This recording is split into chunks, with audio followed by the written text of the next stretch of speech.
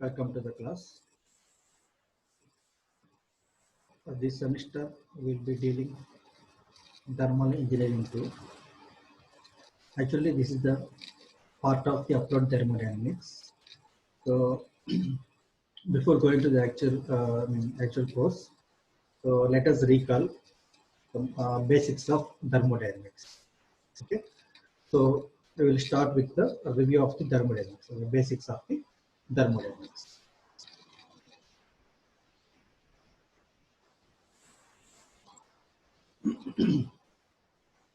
So as we know that thermodynamics it has so many definitions.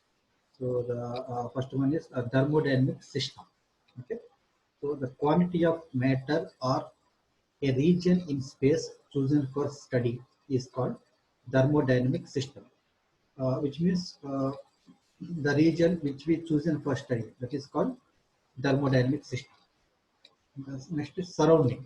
The mass or region outside system is called surrounding. Okay. If you look at the figure here, as you can see, so the system and surroundings both are separated by a boundary. Okay. The system, the everything outside the system is called surrounding, and the system and surrounding both are together called as a universe. Okay. This is regarding system surrounding. Here, in the bottom, you can see the different system with fixed boundary, system with moving boundary, system with imaginary boundary. Okay. If you look at this first figure, so this is a pressure cooker. So it may contain inside maybe some water or food element. Okay. If you consider that food element as a system, so this cooker is the boundary. Okay.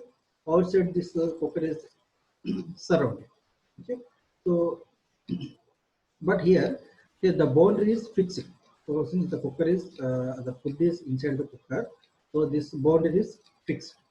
So this is called as this is the example for system with fixed boundary. Coming to system with moving boundary. So if we take the piston cylinder arrangement, so if we consider piston as a thermodynamic system, so here you can see there is a dotted line. This is the boundary. This is a rectangular boundary. When the piston moving upwards and downwards, so here the boundary is moving. So this is the example for system with moving boundary.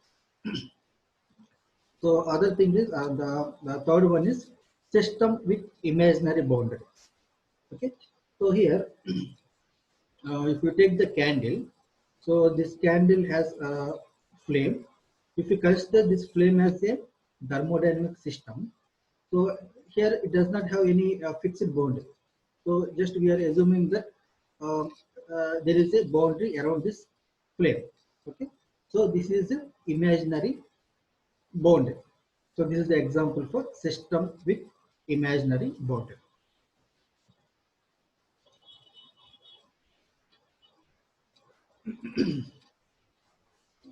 Now, types of thermodynamic system. Okay. So as we know that there are three types: closed system, open system, and isolated system. Okay. So this is the example for closed system, Stirling engine. So see here, here the piston is oscillating. The piston is moving like this. So here bottom there is a flame. So through the flame, so there is a heat energy supply. Here in a closed system, there is only energy interaction. So this is the example for closed system. In open system, so the example is gear pump. So if you look at the figure, so here the mass is entering into the system and leaving the system. Okay, and also there is a change in the energy. Okay, so here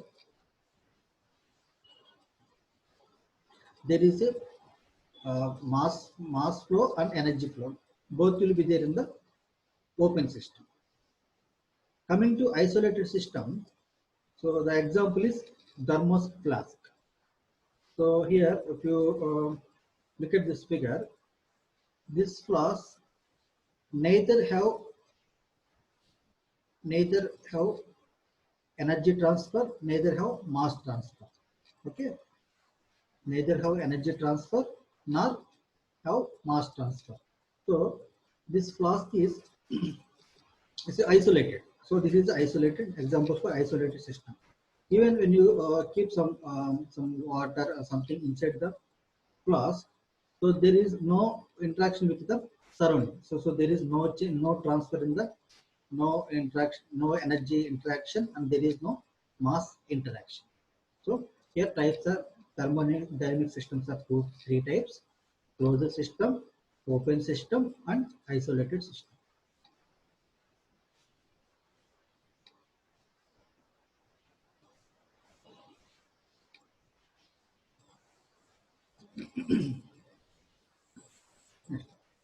Properties of system. So here characteristic of a system is called as a properties of system. For example, if you take mobile, okay. So how we define the mobile, how we describe the mobile. Uh, Generally, we say this mobile has this much RAM. So this mobile has this much pixel camera, and this much screen. So this way we define the mobile. Same if we take the it's in a laptop. So laptop also in the same way. How we just define the laptop. So this hard disk size is this much GB, and this RAM is this much GB, 4 GB RAM, like that, and the screen how this many inches. So this way we describe the laptop or mobile. So in the same way, so if you want to describe the system, so we describe with the help of the properties. Okay, we describe with the help of the properties. Here there are two types: extensive property and intensive property. So here, the value of an property, if the property depends upon size, mass, or extent of the system, that is called extensive property. Okay, the examples are total mass, total momentum, total volume. Okay, here if you look at this figure, here there are two sizes of fridges. So in this room, there are two sizes of fridges. This is a larger fridge, and this is a bigger size. This is a smaller size. This is the extensive property. Okay. Now coming to intensive property, the independent of mass, independent of mass of the system is called intensive property. That means it does not depending on the mass of the system. That is called intensive property. For example, if you take some hot water in the bucket, and immerse the thermometer in the bucket. Okay, so it will show us some reading, temperature reading. Okay, then you remove some water from the half water from the bucket, and again you measure the temperature. So that there will be no change in the temperature. The temperature will be the same. Okay, the temperature will be same because it does not depending on the mass of the system. It does not depend on the mass or size of the system. So that is the intensive property. Examples are pressure and temperature. Even pressure also same. The pressure will be same. It does not depending on the mass of the or size of the system. Now coming to thermodynamic state. Set of properties which describe the condition of the system, that is called thermodynamic state. Now equilibrium, what is we already know this one. What is equilibrium? Let us so see, balance in the state of the system. Okay, in the equilibrium of the state of the system, there is no unbalanced force with the system, which means here forces are balanced, the forces are equal. A system is equilibrium experiences no change when it is isolated from the surrounding. So which means if you take the isolated system, for example, you take the flask, when you keep in surrounding, there will be no interaction with the surrounding. So there is no interaction, there is no energy interaction, there is no mass interaction. So inside the flask, the water is there inside the flask, that is constant. It will be in equilibrium state. Okay. At a given equilibrium state, all properties have fixed values. They have unique values. Okay. So here you can see different types of equilibriums: mechanical equilibrium, thermal equilibrium, and chemical equilibrium. Okay. So in mechanical equilibrium, see here the forces are balanced. So this is the example for mechanical equilibrium. And thermal equilibrium. For example, if you take the some hot coffee in the cup, okay, when you keep in the atmosphere, after some time, the temperature will come to the uh, it will be in thermal equilibrium with the atmosphere after some time. So the temperature of the this atmosphere and the temperature of this coffee, it will be the same. So it will come to thermal equilibrium. Coming to chemical equilibrium. For example, here also if you take some tea bag, you take the tea bag and insert into the water, hot water. Okay, when you insert into the hot water, so around the this tea bag, the concentration will be more. So here color will be more, the concentration will be more. When we stir it properly, after some time, the whole hot water, the color will change. That means, so this there is a chemical equilibrium. It is equally distributed. The tea bag is the tea powder is equally distributed. So there is a chemical equilibrium.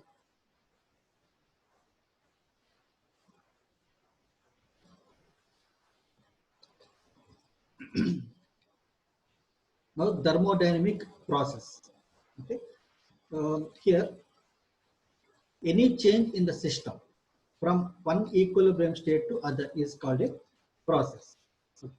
And a series of states through which system passes in a process is called a path of the process. So here different types of process are there. See here this figure, this the top one is the gas turbine, and the bottom is the piston cylinder arrangement. Okay, so this top one, this is gas turbine, we can be viewed as a open system, and this bottom figure we can be viewed as a closed system. Okay, here different processes are there: compression, combustion, expansion, and exhaust. Okay, so in compression process, so in gas turbine there will be a compressor here, so it will compress the gas. But coming to the piston cylinder arrangement, when the piston moving upwards, so when the piston moves upwards, it compresses the gas. Okay. Next, combustion. In the combustion process, see here in the gas turbine, here there will be this combustion chamber. So it will transfer the heat to the in the combustion chamber. From the combustion chamber, there will be heat transfer. But here in piston cylinder arrangement in IC engine, here we are supplying the fuel. So when we supply the fuel, there will be a combustion. The next process is expansion. So here in gas turbine, so there will be a turbine. This turbine has number of blades. When it passes across the blades, there will be expansion in the gas turbine. Okay, but here in the piston cylinder arrangement, when the piston moving downwards, there will be expansion. Okay, here, so there are number of process: compression process, combustion process, expansion process, and exhaust process.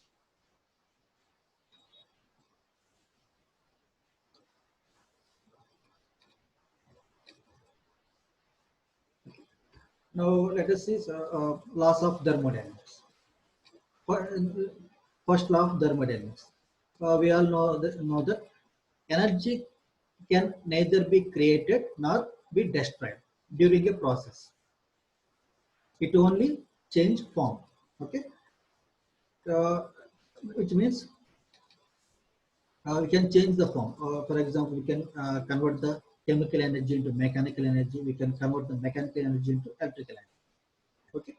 So when you apply the first law of thermodynamics to the cyclic process, cyclic integral of heat equals to cyclic integral of work. Okay.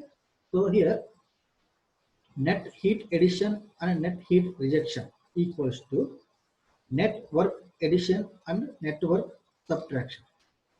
Okay.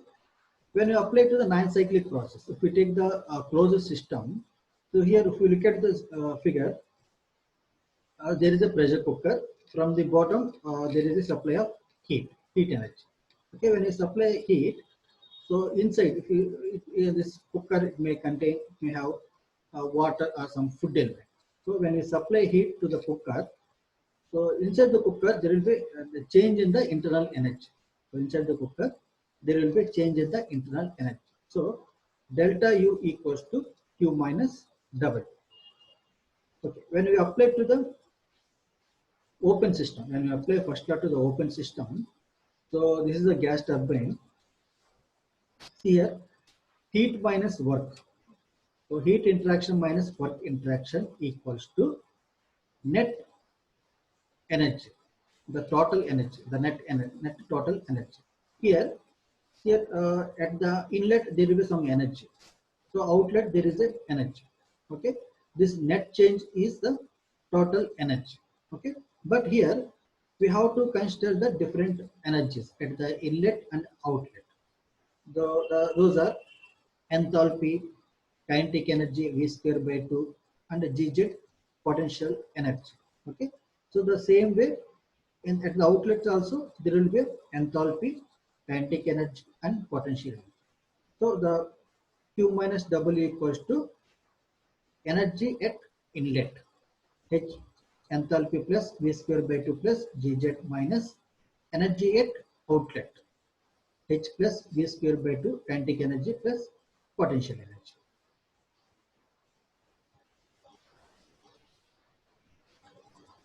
Okay. Now, second law of thermodynamics. Here there are two statements: Kelvin-Planck statement and Clausius statement. Okay. In Kelvin-Planck statement, it is possible for any device that operates on a cycle to receive heat from a single reservoir and produce a net amount of work. Okay, which means we cannot operate a device with a single reservoir. Okay, if you take the some cyclic process, if you want to do some work, so simply we cannot take the it's a one reservoir. Suppose if we take the heat energy from the one reservoir, and we cannot produce the work. We can produce the work, but there will be heat rejection also. Okay, so we know that we cannot convert the total amount of heat into work. So definitely there will be heat rejection also.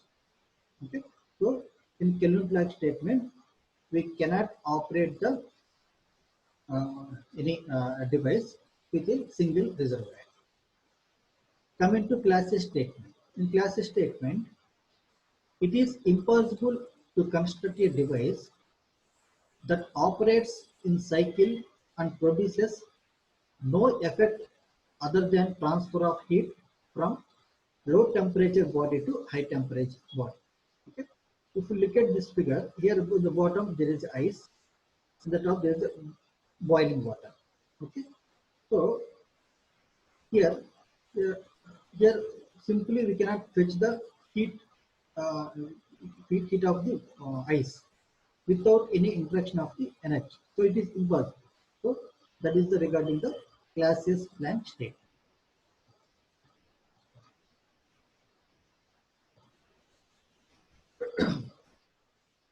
Now, coming to Clausius theorem and inequality. This is very important. See here, uh, dq by t, like dq by t always less than the g. Okay. If you consider the cyclic process, the change in entropy always greater than the cyclic integral of dq by t. But for non-cyclic process, dq by t less than equals to ds. Okay. So the other important point in Clausius theorem and inequality. So if you look at this PV diagram, so here any reversible process we can decompose as isotherm or adiabates. Any reversible process we can decompose into isotherm and two adiabates. For example, here if you take this, consider this PV diagram. So here I2F, here see I2F, this is the process. Okay, I2F is the process. So this is the curve. This is the one process. Okay, this can be decomposed into isotherm and two adiabates. So if you look at this figure, I2A, this decomposed into I2A, A2B, and B2F. Okay, here I2A is the reversible adiabatic process, A2B is the isothermal process, and B2F is the reversible adiabatic process. Okay, so see, from this figure we can say that any reversible process we can decompose into isotherm and adiabates. Okay, in the same way, if you consider the cycle, so here this is the cycle, this is the total cycle. So this is the one cycle. Okay, this is the cycle. So in a reversible cyclic process, we can decompose the cycle into uh, isotherms and adiabates. For example, if you take this cycle, so it is decomposed into so many isotherms. So this is the one part. So this is the other part. This is other part, like that. Okay. So if you consider this part, it has two isotherms and two adiabates. Okay. So this is A to B. Here A to B is one isotherm, and here D to C is the other isotherm. So in the same way, A to D is the adiabatic and B to C is the other adiabatic. Okay. Any reversible cyclic process we can decompose into two isotherm and two adiabates.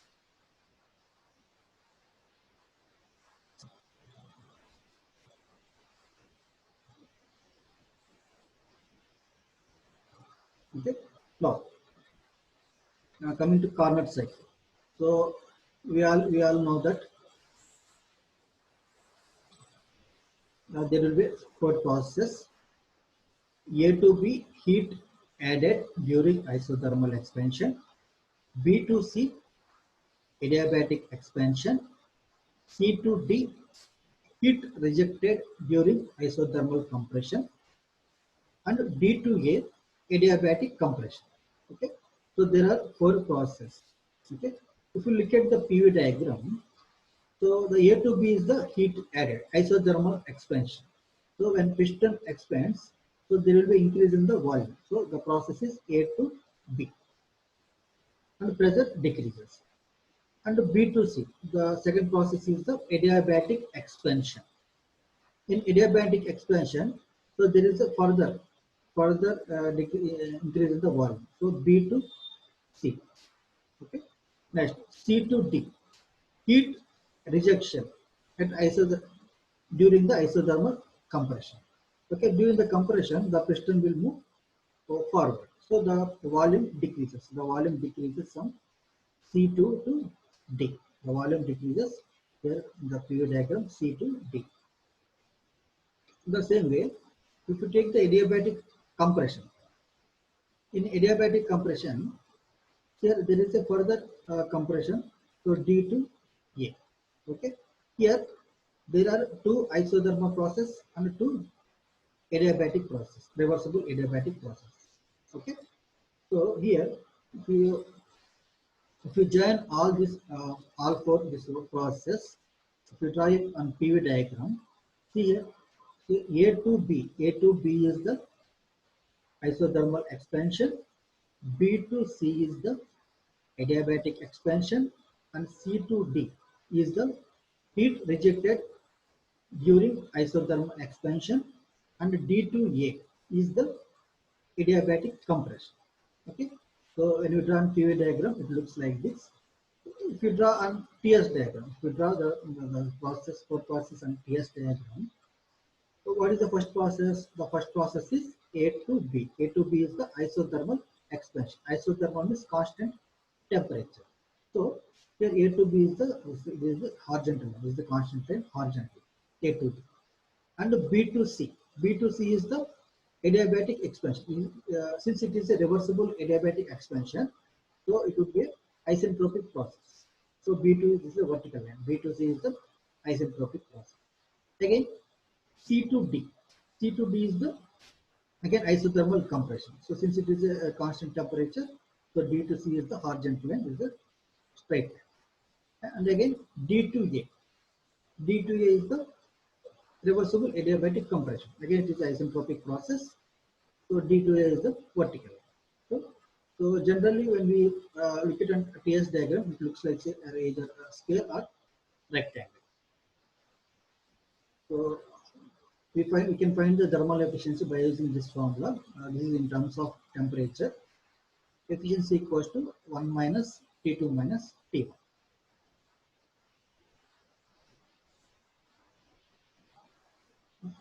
Now coming to this is our interest of course, Rankine cycle. Okay, so here actually it is a steam producing cycle. Rankine cycle, it is a steam producing cycle. Here there is a generator. So this generator is it is rotating. Okay, this generator is converts the mechanical energy into electrical energy. So that the electrical power, so they'll produce to the consumer. Okay, but here to rotate this generator, we need a mechanical input.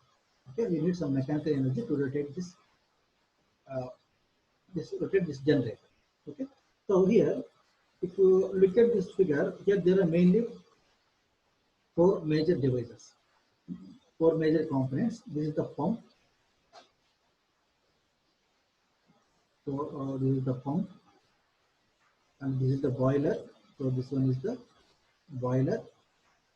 So this is the turbine, and this is the condenser. So there are mainly four devices: pump, boiler, turbine, and compressor.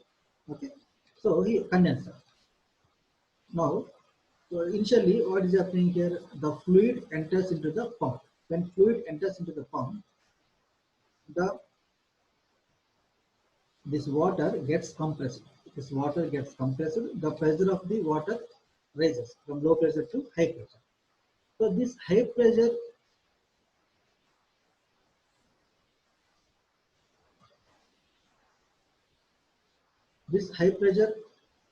water enters into the boiler. What is happening in the boiler? What is the function of the boiler? It converts the water into the steam. So it may have a superheater also here. So it converts the steam. It converts the water into the steam. This steam enters into the this vapor. This steam enters into the turbine. This turbine has blades.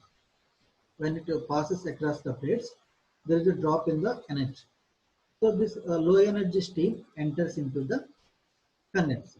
Okay, but here this turbine, so it is giving mechanical energy into the generator. This generator converts the mechanical energy into the electrical energy. So this electrical supply, this power, they supply to the consumers.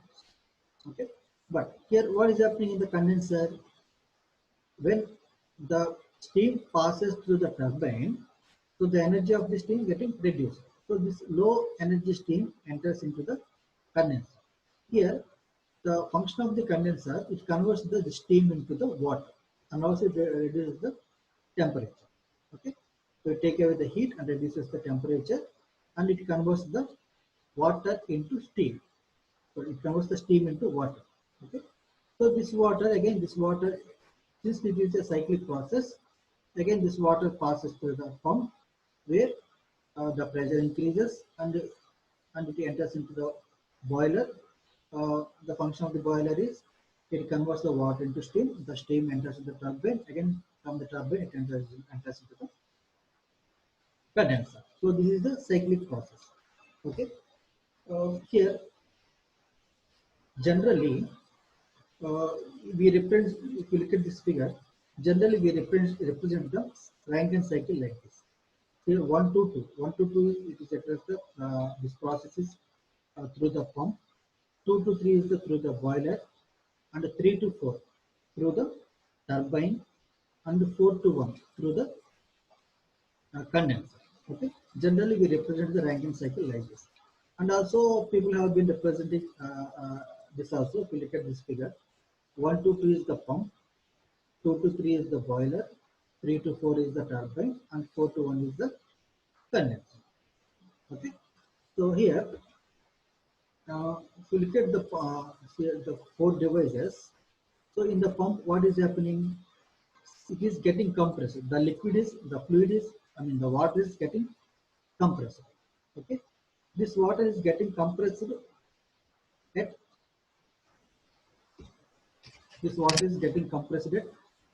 constant at isentropic process. So, and in the boiler, so what is happening in the boiler? It converting into the water into the steam. There is a heat addition. There is a heat addition at the constant pressure. Okay, in the turbine, again, it is an isentropic process. So here it is isentropic process.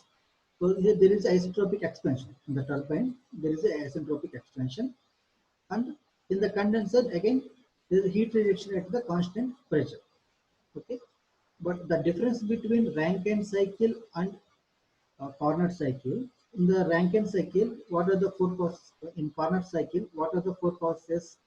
Two adiabatic process, two reversible adiabatic process, and two isothermal process. But here in Rankine cycle, two two isobaric process, two constant pressure process, two isentropic process. So that is the difference between Rankine cycle and Carnot cycle.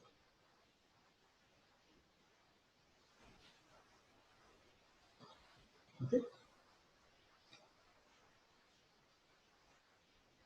Now, now I think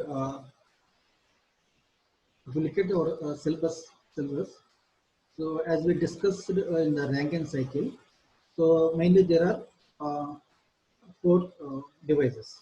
What are the four devices? Boiler and turbine, condenser, and pump. Okay, those four devices we are going to will be dealing in this course, thermal engineering course.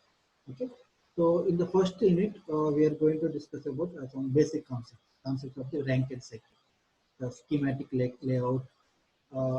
This we already discussed how we looks like, and and also how to improve the performance of this Rankine cycle by using regeneration, reheating, and also here this unit includes the combustion, fuels and combustion. So here we discuss about concept of heat of reaction, adiabatic flame temperature. And coming to unit 2, so as we discussed in Rankine cycle, so the boiler is one of the devices in the Rankine cycle. So here we discussed about type of the boilers, what are the efficiency, all those things we'll discuss in the second unit. So coming to third unit, so here we discuss the nozzles and turbines. Okay, so here, so this is also part of the this is also one of the device in the Rankine cycle, nozzle and turbine, and also in the fourth unit we are discussing condensers. This is also uh, one of the component in the Rankine cycle, and also gas turbines. We are going to, in fifth unit we are going to discuss about gas turbines, and sixth unit we are going to discuss about jet propulsion. Okay, so the total thermal engineering is regarding about the uh, it's a power producing cycle. It's a Rankine cycle. So here we are going to discuss about the basics of the Rankine cycle and how it the performance of the Rankine cycles and the major four devices. What are the four devices? Pump and boiler and turbine and condenser. Okay, all those things we are going to discuss in the thermal engineering. Okay, so these are the referred some textbooks. Thermodynamics and heat engines, R. Yadav, and gas turbines, V. Ganeshan, heat engineering, V.P. Vasandani and D.S. Kumar, and also other references, gas turbines and propulsion system by P. Kazuria, gas turbines by Rogers, and the thermal engineering by R.S. Purni, thermal engineering by P.S. Balani, thermal engineering by M.L. Mathur and Mehta, and thermal engineering by R.K. Rajput. Okay. In today's class, I think with this I'm stopping today's class. So in today's class, what we discuss the basics of thermodynamics. What is system? What is a part? What is process? What are the types of system? Open system and closed system. And what are the properties? Extensive properties, intensive properties, and also we discussed about Carnot cycle, and also we have discussed about the Rankine cycle. Okay, so in the next class, we'll go to the actual course, thermal engineering 2. We start go in detail of the Rankine cycle. Okay. Thank you.